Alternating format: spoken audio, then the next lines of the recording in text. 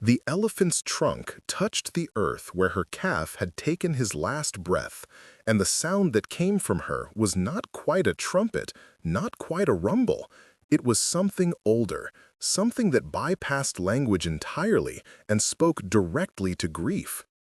She had returned to this acacia grove for 3 consecutive days, each time standing in the exact spot, each time tracing the same ritual of remembrance.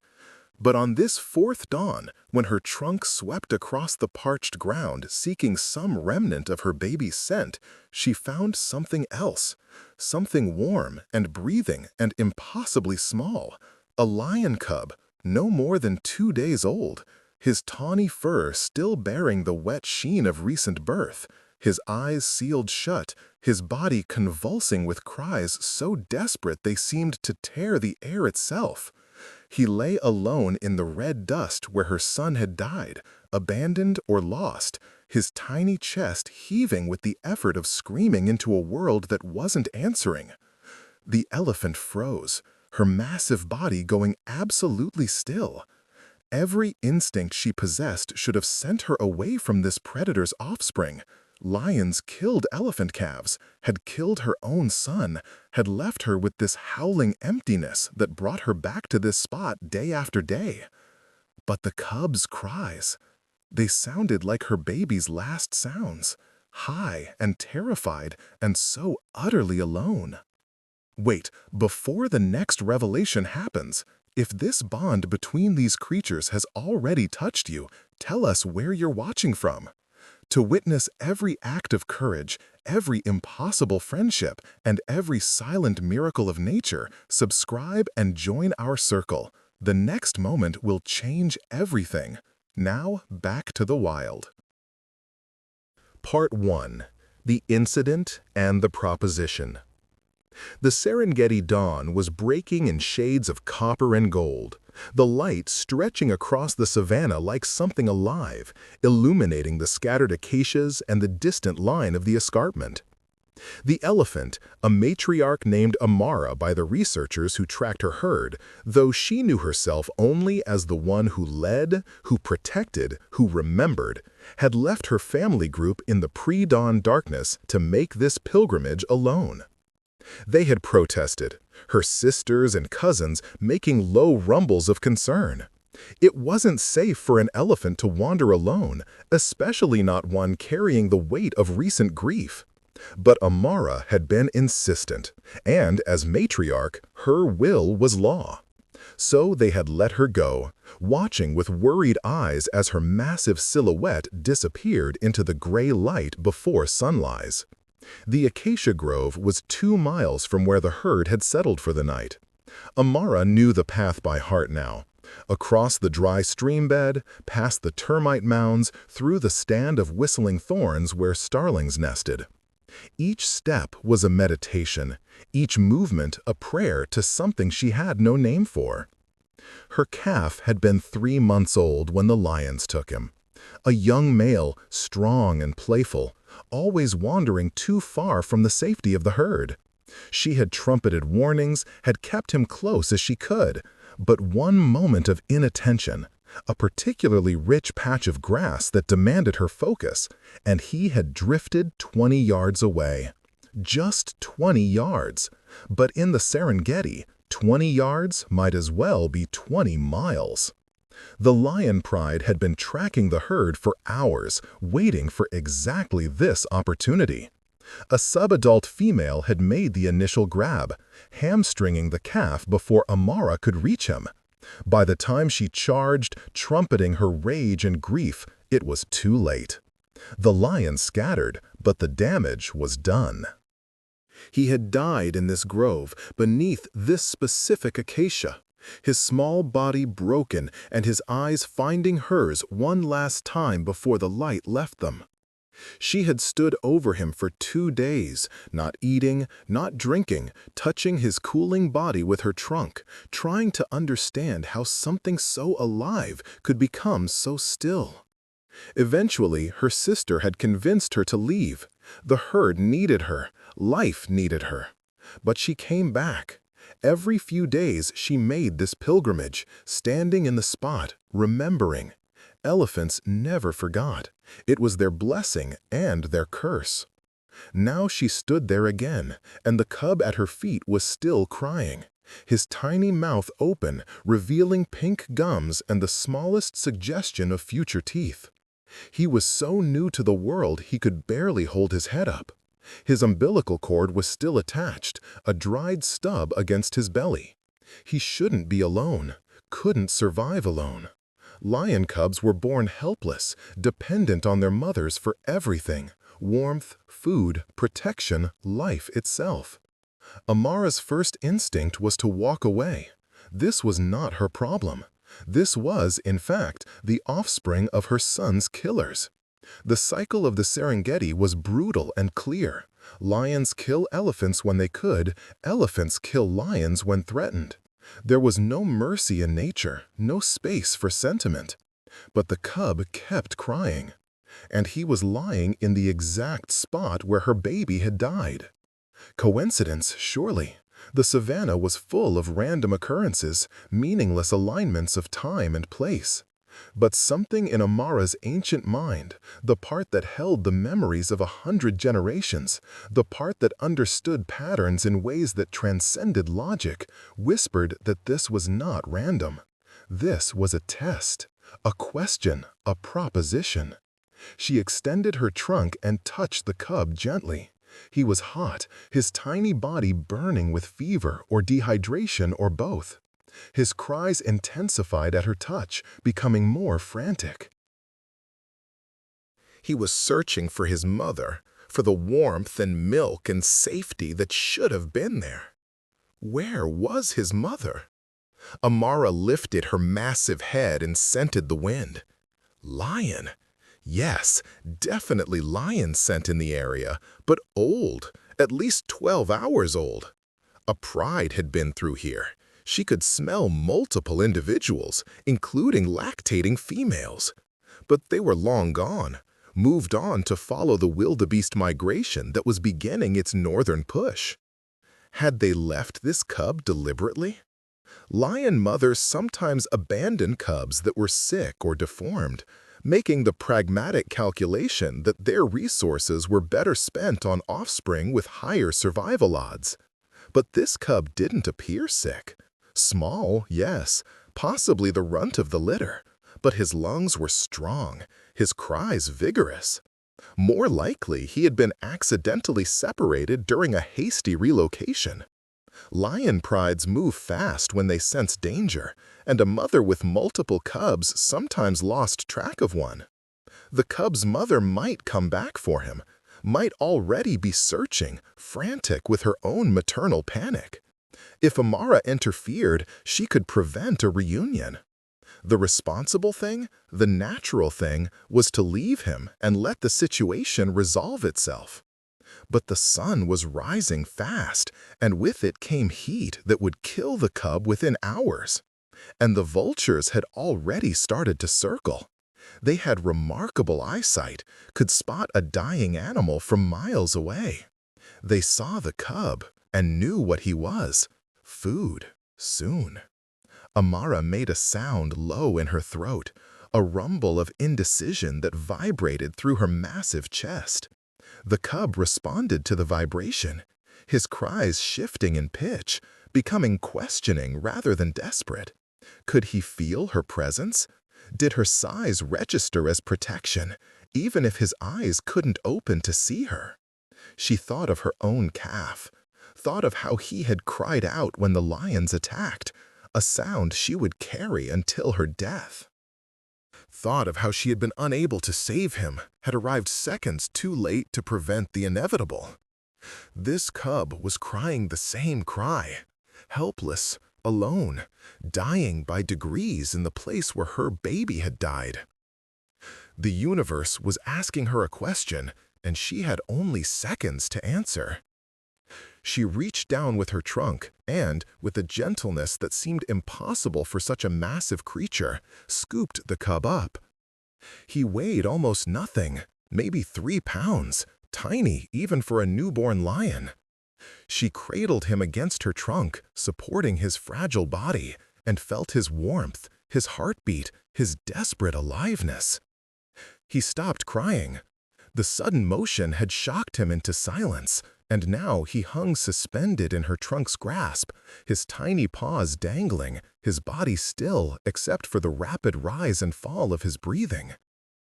Amara stood there holding him, her mind a chaos of conflicting instincts. She should crush him, should drop him and walk away, should do anything except what she was about to do. But her son had died in this spot, and this cub was alive in this spot, and somehow that meant something, had to mean something. She turned and began walking back toward her herd, carrying the lion cub as carefully as she would have carried her own child, her massive feet finding their path across the savanna, her trunk adjusting constantly to keep the small body secure and comfortable. Behind her, the acacia grove stood silent in the morning light, witness to an impossible choice that would ripple through the Serengeti in ways no one, not the elephant, not the absent lions, not even the land itself, could have predicted. The cub, held safe in a trunk that could have killed him in an instant, began to purr, a tiny sound, barely audible, but real, the sound of an infant who had been lost and was now impossibly found. Part 2. The Labyrinth of Instinct. The herd saw Amara approaching from a quarter-mile away, their trunks lifting to catch her scent, their massive bodies shifting into defensive positions automatically. She had left alone. She was not returning alone. Threat assessment was instantaneous and absolute. Prepare for danger. But as she drew closer, the danger's nature became clear, and confusion rippled through the group like wind through grass. That scent. Lion. Their matriarch was carrying a lion. Amara's sister, Naima, was the first to approach, her trunk extended, her eyes wide with disbelief. She stopped 10 feet away and rumbled a question that was part concern, part accusation. "What have you done?" Amara lowered her trunk slightly, allowing Naima to see and scent the cub clearly. He was awake now, his sealed eyes moving beneath their lids as if trying to see, his tiny paws needing air. He was still purring, a sound no elephant had any right to find soothing, but somehow they did. It vibrated at a frequency close to their own rumbles, close enough to trigger something maternal in their ancient brains. Naima's posture shifted from defensive to utterly baffled. She reached out with her trunk and touched the cub gently, and he turned his face toward the touch, mouth opening in a rooting reflex. He was looking for milk, looking for a mother, looking for life. The other elephants approached cautiously, 8 females and 4 juveniles, surrounding Amara and her impossible burden. They touched the cub one by one, their trunks exploring him with the delicate precision that elephant trunks were capable of despite their size. They scented him, memorizing him, and in that memorization, something shifted. He became known, and in the elephant world, what was known could be protected. But the question remained, what now? Amara rumbled softly, and the herd fell into a familiar pattern. Elephants processed complex decisions collectively, especially decisions that affected the entire group. They stood in a loose circle, touching each other with trunks, rumbling at frequencies humans couldn't hear, debating in a language older than words. The arguments were clear even without translation. The cub was a predator. When grown, he would kill their young. Keeping him violated every survival instinct they possessed. Resources were precious, the dry season was approaching, and every elephant would need to focus on their own survival. A lion cub was a liability, a risk, an absurdity. But Amara was matriarch. Her decisions had kept the herd alive through droughts and migrations and encounters with poachers. If she believed this mattered, then perhaps it did. Elephants trusted their matriarchs with a faith that bordered on religion. And more practically, the cub would die within hours without intervention. Whatever their feelings about lions in general, this specific lion was helpless. Infant, innocent of any crime except being born the wrong species. The decision took 20 minutes. Finally, Naima touched Amara's shoulder with her trunk, a gesture of support, of trust, of family, and rumbled acceptance. One by one, the others did the same. They would allow this, would protect this cub, at least temporarily, until a better solution presented itself. But the immediate problem was stark. The cub needed milk, and milk was something they couldn't provide. Amara had stopped lactating months ago when her calf was killed. Her body had absorbed the milk back into itself, recognizing that it was no longer needed. The other adult females were either unmated or, in Naima's case, nursing a 2-year-old who was almost weaned. None of them could feed a newborn lion. The cub's cries were becoming weak again, less demanding and more desperate. He was fading. Without food soon, he would slip into the kind of decline that couldn't be reversed. Amara made a decision. She approached Naima and rumbled a request. Naima's own calf, a boisterous female named Zahara, was large enough that she wasn't nursing constantly. Perhaps she could share. Just enough to keep the lion cub alive. Naima considered this with visible skepticism.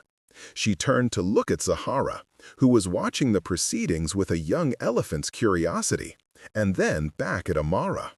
The request was unprecedented, absurd, potentially dangerous. But Naima trusted her sister, had always trusted her. So she rumbled agreement and knelt down, lowering herself to the ground in the position that allowed nursing. Amara approached with the lion cub and positioned him near Naima's breast.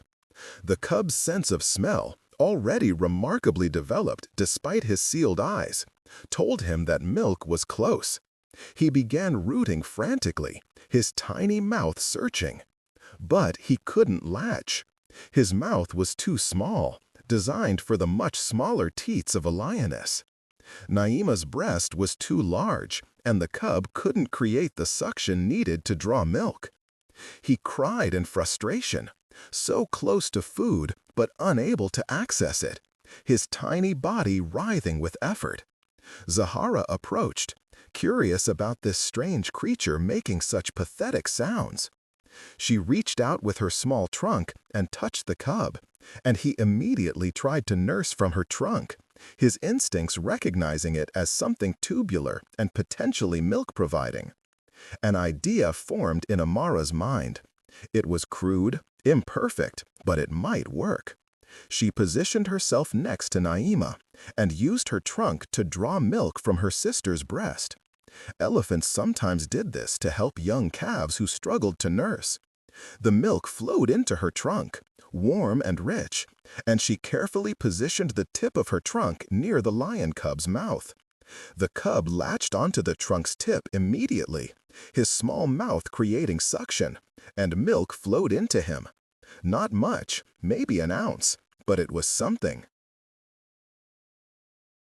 His tiny throat worked, swallowing, and his cries stopped, replaced by the soft sounds of feeding.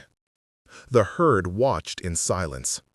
What they were witnessing had no precedent, no place in the natural order.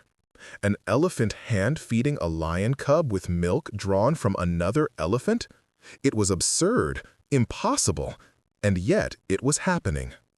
When the cub had taken all he could manage, his belly slightly distended, his body relaxing into satisfaction, Amara cradled him against her chest. He fell asleep almost immediately, his tiny body finally warm enough, fed enough, safe enough to rest. The herd resumed their foraging, but the dynamic had changed.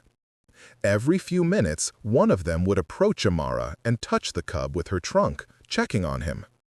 Zahara was particularly fascinated, staying close to her aunt and the strange new addition. her young mind already accepting him as part of the family.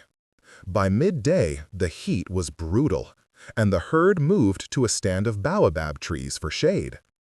Amara positioned herself so that her massive body blocked the sun from reaching the cub, creating a pocket of cool shadow where he could sleep safely.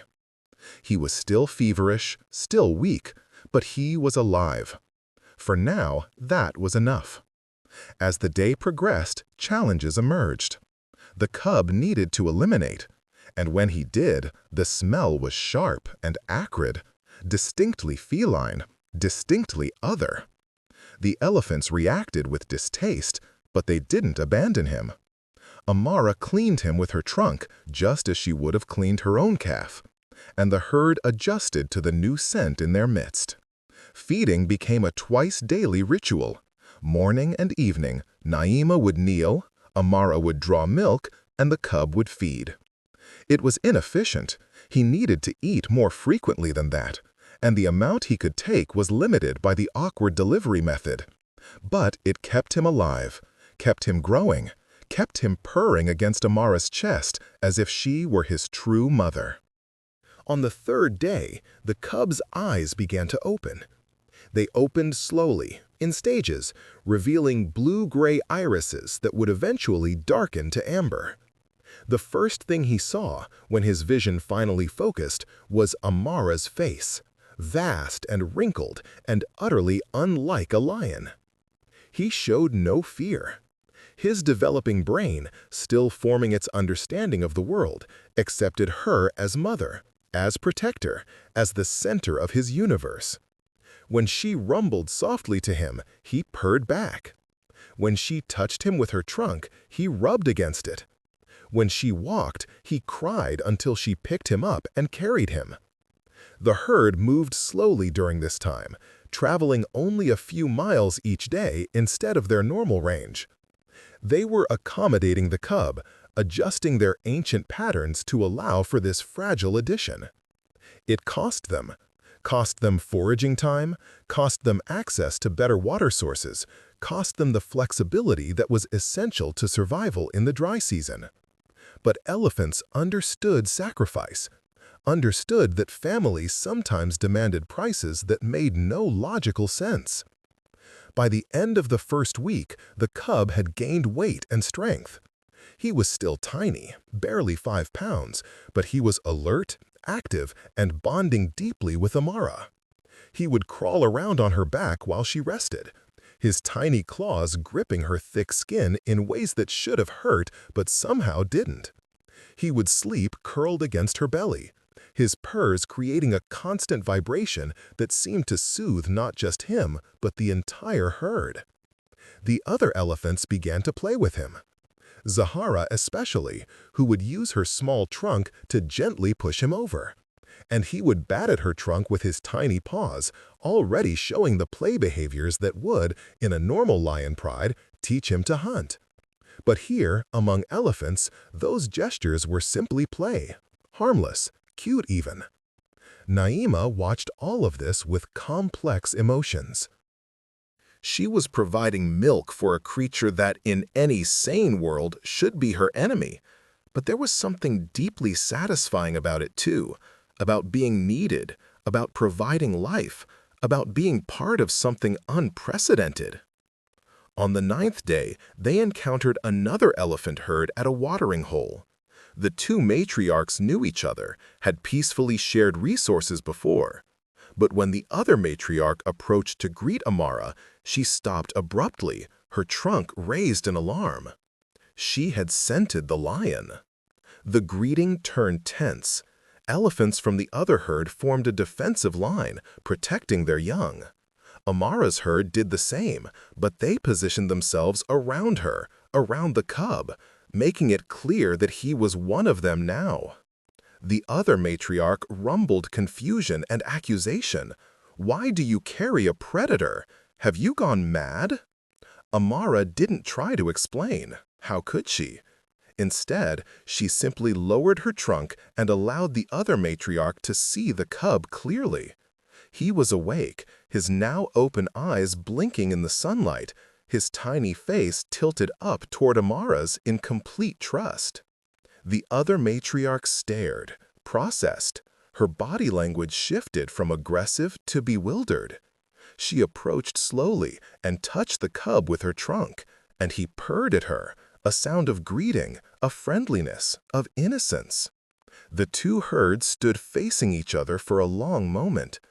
Then the other matriarch rumbled something that might have been respect or might have been concern, and she turned away, leading her herd to drink at the opposite end of the watering hole. The message was clear.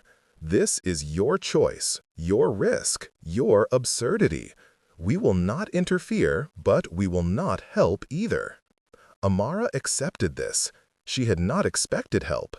Elephants were communal, but each herd was autonomous, each matriarch sovereign in her decisions. As her herd drank, the cub tried to approach the water's edge, curious about this vast expanse of liquid. Amara gently blocked him with her foot. He was too small, too weak to risk getting wet or slipping into deeper water. He protested with tiny mews, and she rumbled soothingly, and he settled against her leg, accepting the boundary. She looked down at him, this impossible creature who had entered her life in the exact spot where her son had left it, and wondered what she had truly agreed to. How long could this last?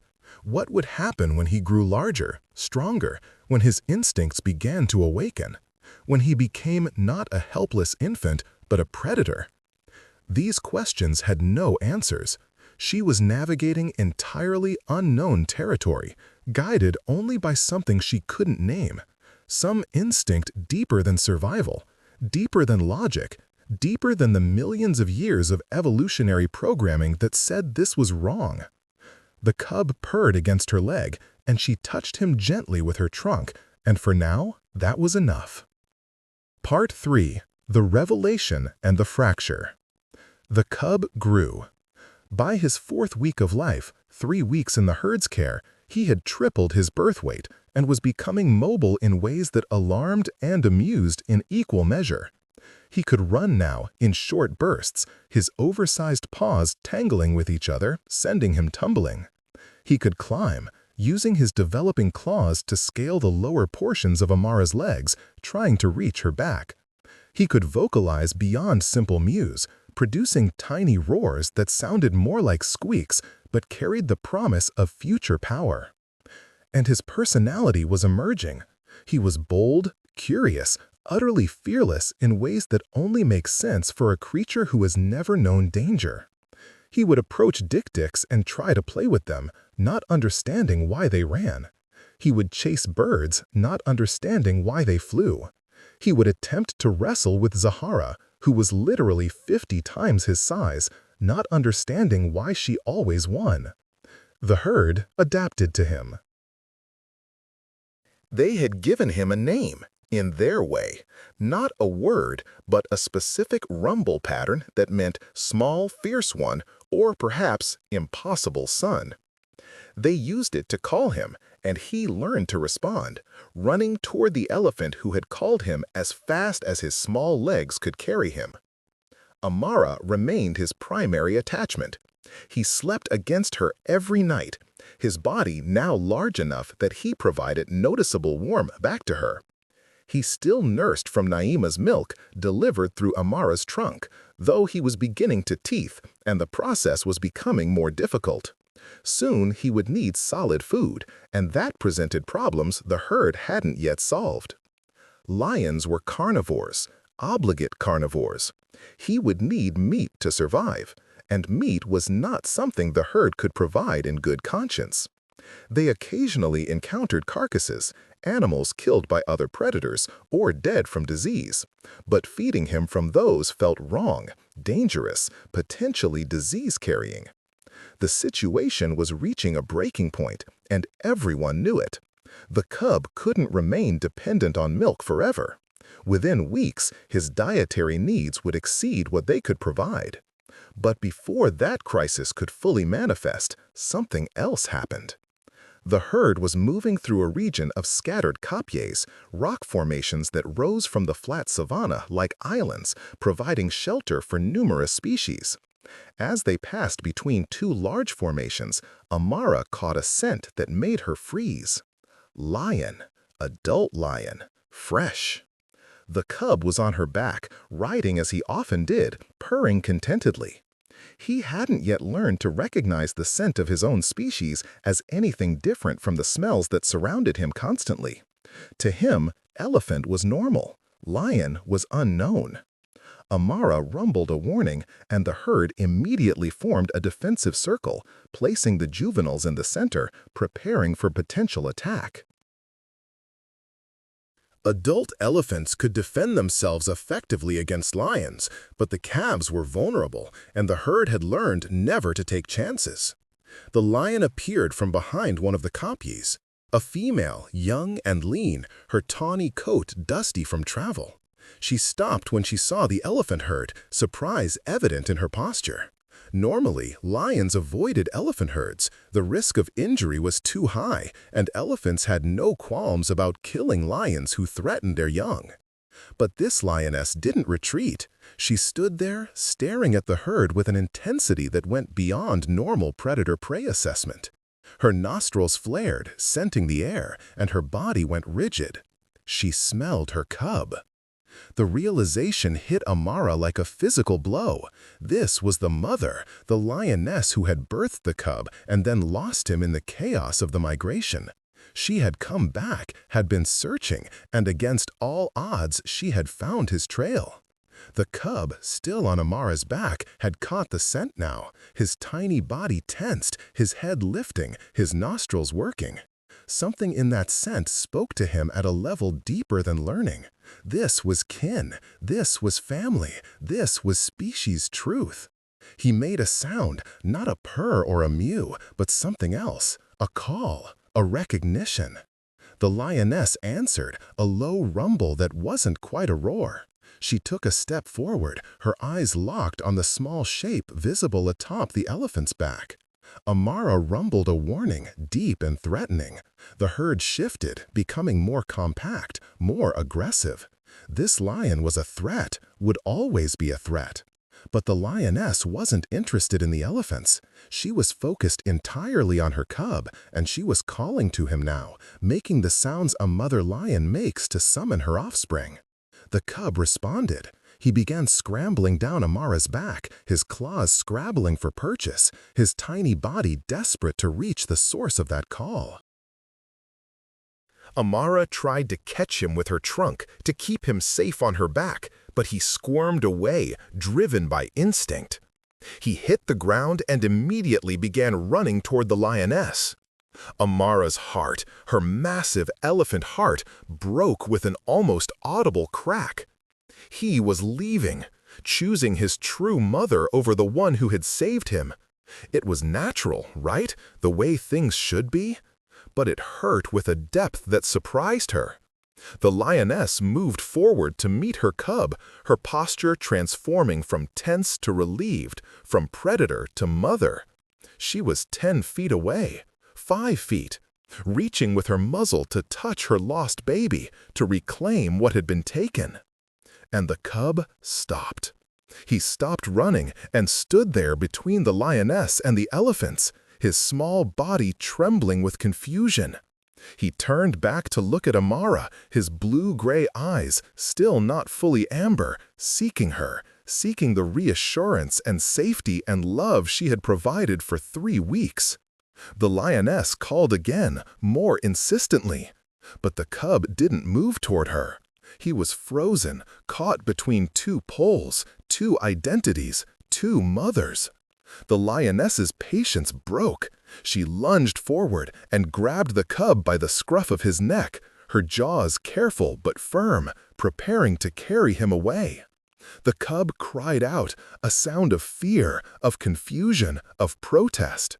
And that sound triggered something in Amara that overrode every rational thought. She charged. A full elephant charge is one of nature's most terrifying displays. 6 tons of muscle and rage, accelerating faster than seems possible. Trunk raised, ears spread, trumpeting a sound that can be heard for miles. Amara bore down on the lioness like divine retribution, like the savannah itself rising up in anger. The lioness dropped the cub and fled. She had no choice. Staying meant death. She ran for the nearest kopje, scrambling up its rocky face with the desperate agility of a cat pursued by something infinitely larger and more dangerous. The cub lay where she had dropped him, crying, confused, traumatized by the sudden violence. Amara reached him in seconds, scooping him up with her trunk, cradling him against her chest, checking him frantically for injuries. He was unharmed physically, but something had changed. He was shaking, pressed against her, making sounds of distress that cut through her like thorns. From the top of the kopje, the lioness roared. It was a sound of fury and frustration and loss. She had found her cub only to have him stolen by elephants. The absurdity of the situation didn't make it any less devastating. The herd was rumbling support and warning to Amara, backing her up, making it clear to the lioness that any attempt to retrieve the cub would result in her death. Elephants could kill lions with disturbing ease when motivated. The lioness knew this, but she was a mother, and mothers don't calculate odds rationally. She paced on top of the kopje, roaring periodically, calling to her cub. The cub heard these calls and trembled harder, his tiny mind unable to process the conflict between instinct and attachment. The standoff lasted an hour. The herd couldn't leave. The lioness would simply follow and wait for an opportunity. The lioness wouldn't leave. Her maternal drive was too strong. And the cub, caught between them, could only cry and shake and cling to the elephant who had become his world. Finally, as the sun began to set, painting the savannah in reds and golds, the lioness did something unexpected. She descended from the kopje slowly, non-threateningly, and sat down 50 feet from the herd. She didn't approach further, didn't threaten.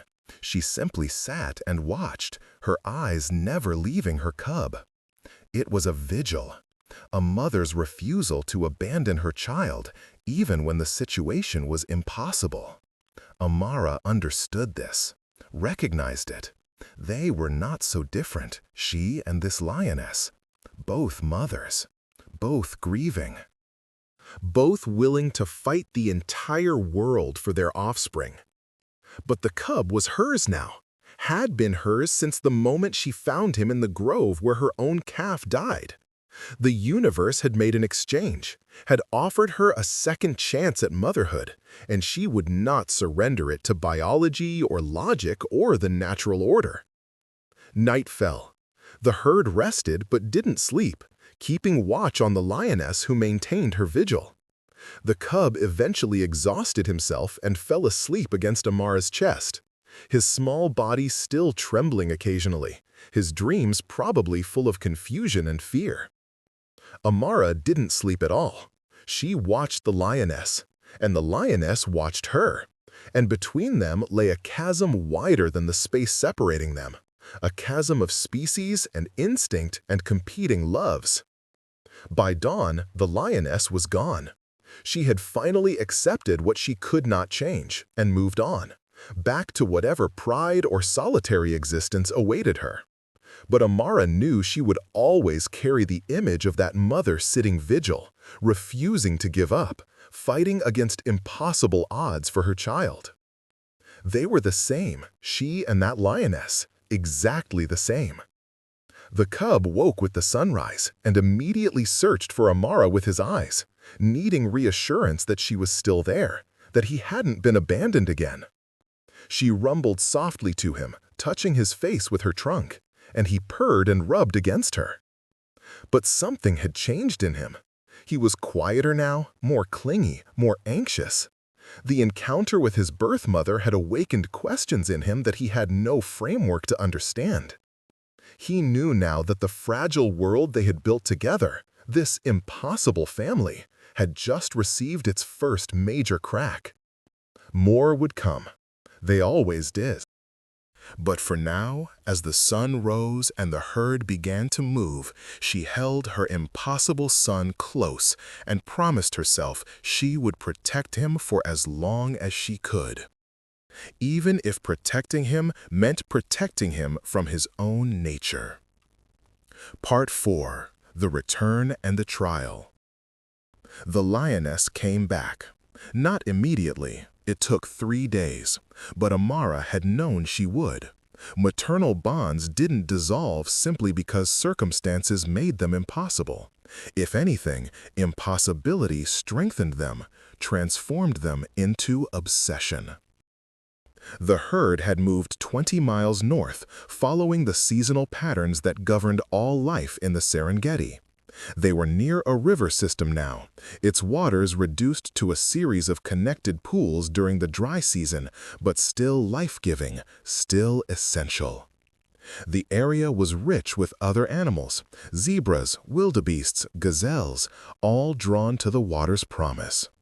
And predators, drawn to the herds.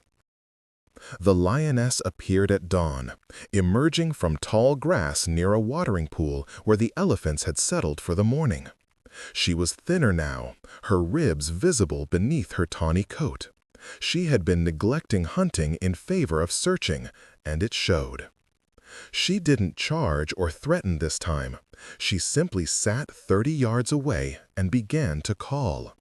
Long, low vocalizations that were part grunt, part roar, part purr. The specific sounds a lioness makes to communicate with her cubs. The cub heard her immediately. He was 5 weeks old now, mobile and increasingly independent, exploring the edges of the herd's perimeter under watchful elephant eyes. When those calls reached him, his entire body went rigid. His head swiveled toward the sound. His ears, no longer the tiny folded things of newborns, but proper triangular cat ears, perked forward. He knew that voice. His body knew it in ways that transcended memory or learning. It was coded into his DNA, this recognition of maternal sounds. He took a step toward the lioness. Amara intersected him before he could take a second step, using her trunk to gently but firmly block his path. He protested, making frustrated mewing sounds, trying to push past her. But she was immovable, a living wall between him and his instincts. The lioness saw this and intensified her calls, adding urgency, adding distress. She was telling her cub she needed him, she missed him, she wanted him back. And the cub heard this, torn between 2 mothers, 2 worlds, 2 futures. The herd formed their defensive circle again, but this time the lioness didn't retreat. She had apparently decided that her cub's life was worth risking her own. She began to pace back and forth, maintaining her distance, but making it clear she wasn't leaving without her offspring. This continued for hours. The morning heat built, shimmering off the savanna in visible waves. The elephants couldn't leave, not with the lioness tracking them. The lioness couldn't approach, not without risking death. And the cub couldn't settle, his anxiety ramping up with every call from his birth mother, every protective rumble from Amara. By midday, the situation had evolved in an unexpected way. Other lions appeared. First 2, then 3 more, emerging from the tall grass and scattered thorn trees. They were members of the lioness's pride, her sisters, based on their similar size and coloration. They had come to support her, to help reclaim what was hers. 5 adult lionesses against a dozen elephants was still not a fair fight from the lion's perspective, but it changed the dynamics significantly. The elephants couldn't simply charge and scatter them. A coordinated lion attack could potentially separate a young elephant from the herd, and none of them were willing to risk that. The standoff deepened. The lions sat in a loose semicircle, maintaining their distance, while the elephants formed an increasingly tight protective formation. The cub was at the center, crying continuously now, stressed beyond his ability to cope. Amara felt her control over the situation slipping. The lions were patient. Apex predators had to be. They could wait for days if necessary, probing for weaknesses, looking for opportunities. And eventually, inevitably, someone would make a mistake. She made a decision that went against every protective instinct she possessed. She picked up the cub with her trunk and began walking toward the lions. The herd erupted in protest, rumbles of confusion and alarm rippling through them. Naima moved to block her, and Amara gently pushed her aside, her intention clear. The other elephants could follow or stay, but she was doing this. She approached to within 20 feet of the lions, close enough that she could see their individual features, close enough that they could spring at her if they chose to. The other lionesses tensed, preparing to flee or attack, depending on what happened next. But the original mother, the cub's birth mother, simply sat and watched, her amber eyes fixed on her baby. Amara lowered the cub to the ground between herself and the lions. He stood there, wobbling slightly, his small body rigid with fear and confusion. He looked back at Amara, his eyes pleading for guidance. She rumbled to him, a sound she had made many times over the past weeks, a sound that meant safety and love and family. But she also stepped back, creating space, allowing him to make a choice. The birth mother called to him, her voice softer now, coaxing. She lowered her body to the ground, making herself less threatening, more approachable. Her tail swished slowly, a sign of patience. The cub looked between them, the massive elephant who had saved him, fed him, carried him for weeks, and the lion who had given birth to him, whose scent spoke to something fundamental in his biology. He took a step toward the lioness. Amara's heart broke for the second time. She had known this moment would come, had known she couldn't keep him forever, but the reality of it was harder than the anticipation. He was choosing his nature over his nurture, his species over his love. But then the cub stopped again. He turned back to look at Amara, and his small face was wrinkled with an emotion that looked remarkably like grief. He didn't want to choose, couldn't understand why he had to. He sat down exactly halfway between the two mothers and began to cry. Not the demanding cries of hunger or fear, but the heartbreaking cries of a child who has been asked to make an impossible decision. The lioness understood first. She rose and began walking toward her cub, slowly, carefully, every movement telegraphing her peaceful intention. She reached him and touched him with her nose, scenting him thoroughly. And he leaned into her touch, accepting it, needing it. But he didn't stop looking back at Amara. The lioness picked him up by the scruff, preparing to carry him away, to return him to the pride and the life he was meant to live. And Amara knew she should let this happen, knew this was the natural resolution, knew. The cub cried out, the same sound he had made 3 days ago, a sound of protest and fear and rejection. He didn't want to go, didn't want to leave Amara, didn't understand why the world was forcing him to abandon the only mother he truly remembered. The lioness paused, her jaws still holding him gently but firmly. She was strong enough to simply take him, to carry him away despite his protests. That would be the practical solution, the rational choice. But she looked at Amara, and something passed between the two mothers, a recognition, an understanding. This cub had bonded with the elephant in ways that ran soul deep. Taking him by force would traumatize him, might even harm his development. He needed to come willingly, needed to choose his own species, his own kind. But he was too young to truly choose. The lioness set him down. She nuzzled him once more, her large, rough tongue licking his face in a gesture of pure maternal affection. Then she stepped back and sat down, watching him. She was giving him time, space, the opportunity to choose when he was ready, rather than when she forced him. The cub stumbled back toward Amara, who reached down and lifted him with her trunk, cradling him against her chest. He pressed into her, his small body shaking, seeking the comfort and security he had always found there. The lioness made a sound, low, pained, accepting. Then she turned and walked away, her pride following her. They disappeared into the tall grass, leaving mother and cub alone with the elephant herd. But Amara knew this wasn't over. The lioness would return, would keep returning until her cub finally made the choice to follow her. And each time would be harder, would crack the foundation of their impossible family a little more.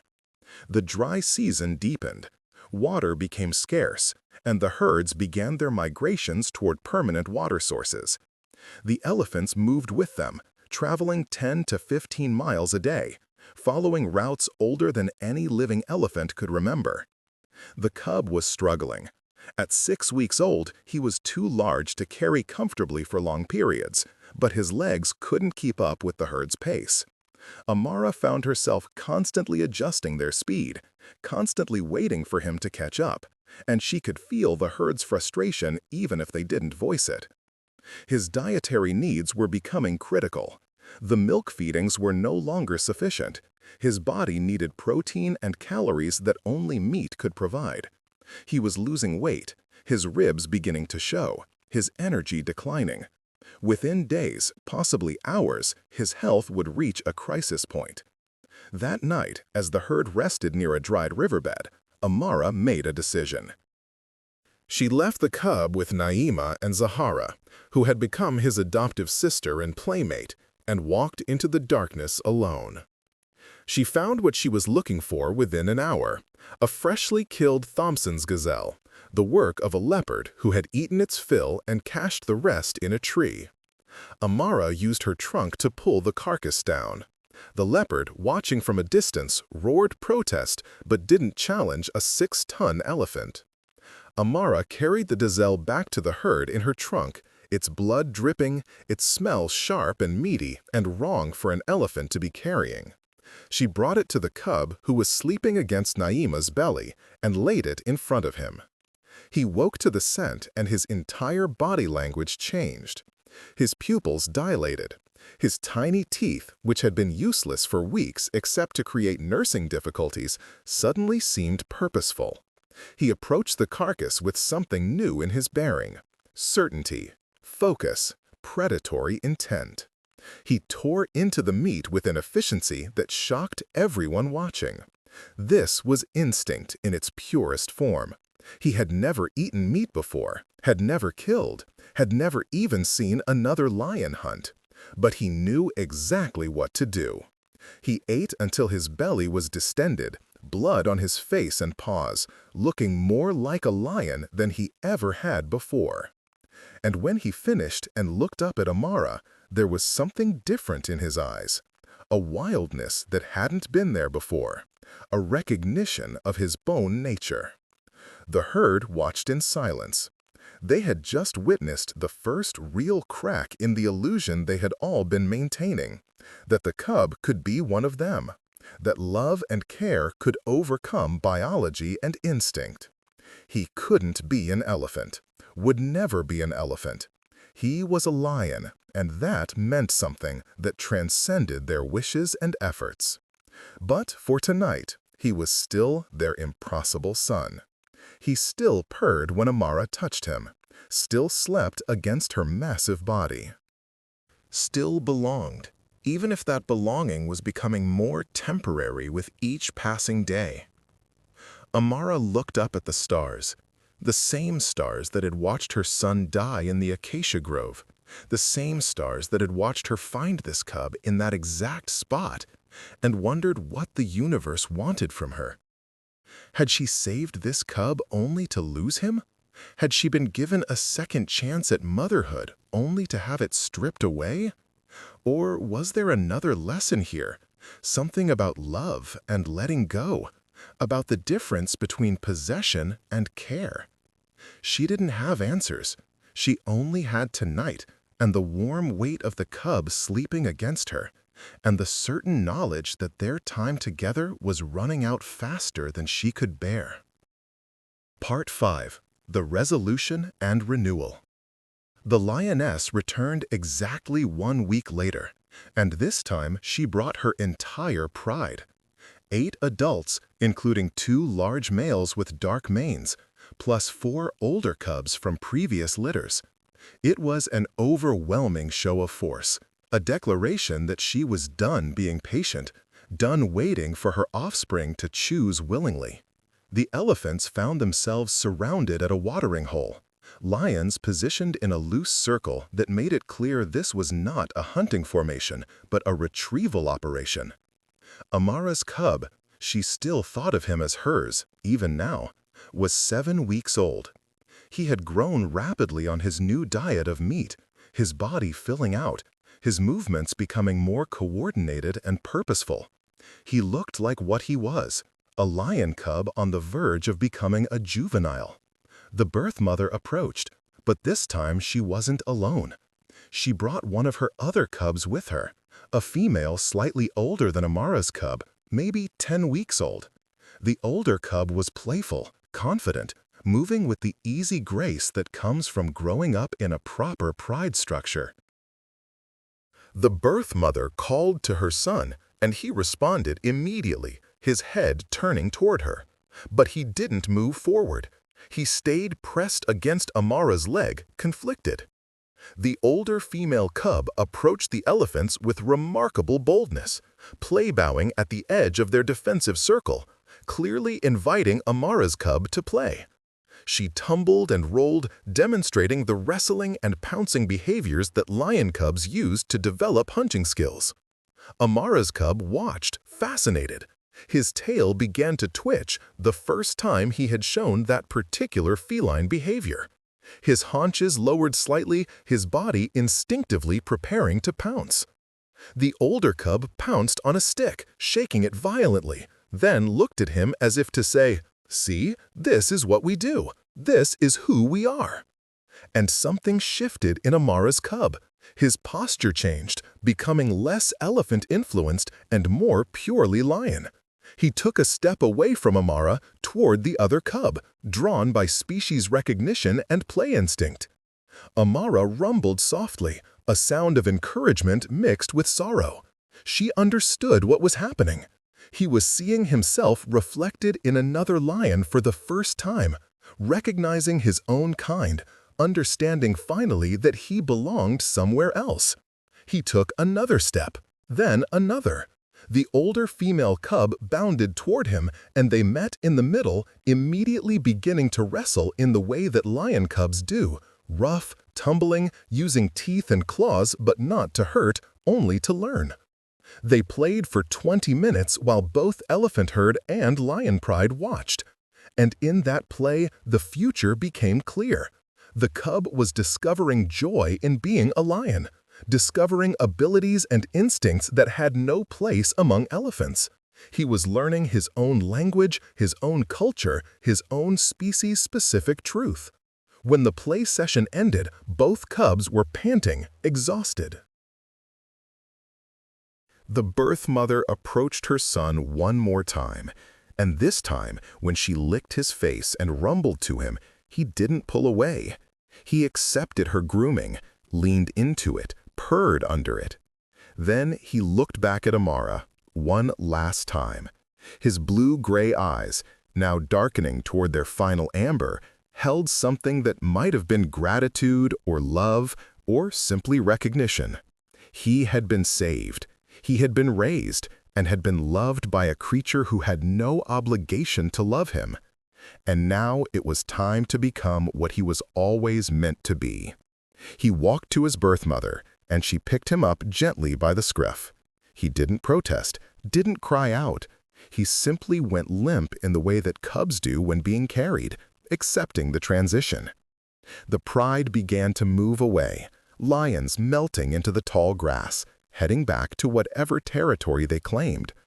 The birth mother paused at the edge of visibility and looked back at Amara one final time. Their eyes met across the distance, and something passed between them. Two mothers who had both lost and found, who had both fought against impossible odds for their offspring, who understood each other in ways that transcended species. Then the lions were gone, and Amara stood alone near the watering hole, her trunk hanging low, her massive body suddenly feeling hollow despite its weight. Naima approached and touched her sister's shoulder with her trunk, a gesture of comfort. The rest of the herd gathered close, surrounding their matriarch, supporting her through this loss. But it wasn't quite loss, Amara realized. It was completion. The circle that had opened when her calf died in the acacia grove had finally closed. She had been given a second chance at motherhood, had saved a life that should have ended, had nurtured and protected and loved despite every rule saying she shouldn't. And now she had let go. Which was, perhaps, the greatest act of motherhood, knowing when to release, when to allow your child to find their own path even when that path led away from you. The herd moved on. The dry season gave way to the rains, and the savanna transformed, becoming lush and green, bursting with new life. Calves were born. Naima had another baby, a robust male who Zahara immediately adopted as her new playmate. The cycle continued, as it always did. But Amara returned to the acacia grove regularly, standing in the spot where both life and death had touched her so profoundly. It was a place of memory now, of transformation, of questions answered and new questions posed. On one of these visits, several months after letting the cub go, she caught a scent that made her freeze. Lion. Young lion. Her lion. He emerged from the grass, and she almost didn't recognize him. He had grown to 3 times the size he'd been, his body lengthening and strengthening, his face losing its cub roundness and gaining adult angles. He would be magnificent when fully grown. She could see it in the way he moved, the confidence in his bearing. He approached to within 20 feet and sat down, just watching her. His eyes were fully amber now, reflecting the late afternoon sun, wild and beautiful and utterly feline. They looked at each other across the space, and Amara felt her heart swell with complex emotions. Pride. Yes, pride in how strong and healthy he had become. Sadness that he was no longer hers, would never be hers again. Gratitude that she had been given the chance to know him, to save him, to love him. He made a sound, a soft chuff, a lion's greeting. Not a roar, not aggressive, just acknowledgement. I remember you. I know what you did. I am grateful. Amara rumbled back, low and gentle. I remember you too. You made me whole when I was broken. You taught me that love is larger than species or logic or the natural order. They stayed like that for several minutes, not approaching but not leaving, honoring what had been between them, acknowledging that it had mattered even though it was over. Then a roar sounded in the distance, his pride calling him.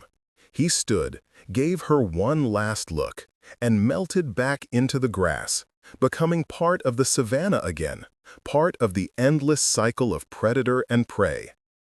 Amara watched him go, and for the first time since losing her biological calf, she felt at peace. She had not replaced her son. Nothing could do that. But she had honored his memory in the most profound way possible, by saving another life in the exact spot where his had ended. The universe had asked her a question in that dawn months ago. Can mercy exist in nature? Can love transcend the boundaries that evolution build? She had answered yes, and in answering, she had been transformed. 2 years later, Amara's herd was traveling through familiar territory when they encountered a lion pride resting near a kopje. The elephants gave them respectful distance. The truce between species was always temporary, always fragile. But one of the lions approached closer than was usual, moving with deliberate purpose. He was young but powerful, his mane just beginning to darken around his face. He stopped 50 feet from the elephants and sat, watching. Amara recognized him immediately. Her impossible son, now nearly grown, magnificent and wild, and exactly what he was meant to be. With him was a lioness, the female cub who had been there the day he chose to return to his pride. They sat side by side, partners now, bonded in the way that young lions bond when forming new prides. And between them, barely visible, were 3 tiny cubs. New life, new generation, carrying forward the bloodline that Amara had saved. The young lion, her lion, looked at Amara with those amber eyes, and in them was recognition, and something that might have been affection. "Look, this is what you saved. Not just me, but all of this. The future, the continuation." Amara rumbled softly, a sound of approval and blessing. The lioness beside him, the one who had helped call him home, dipped her head slightly toward Amara, an acknowledgement of debt, of respect, of understanding. Then the lions moved away, herding their cubs back toward the shade of the kopje, and Amara's herd continued their journey across the endless savanna. Behind them, the acacia grove stood silent in the afternoon heat, marking the spot where death had become life, where grief had become love, where the impossible had simply become what was. And in the distance, carried on the wind, came the sound of lion cubs playing, tiny roars and mock battles, the sounds of life continuing, of the circle remaining unbroken. Amara walked on, her family surrounding her, her heart finally complete, knowing that she had been part of something larger than herself, something that would ripple through generations in ways she would never fully know. She had lost a son and gained a son and released a son, and in doing all 3, she had learned the deepest truth of motherhood. Love is not about possession. It's about giving everything you have to ensure that what you love survives, even if that survival means letting go.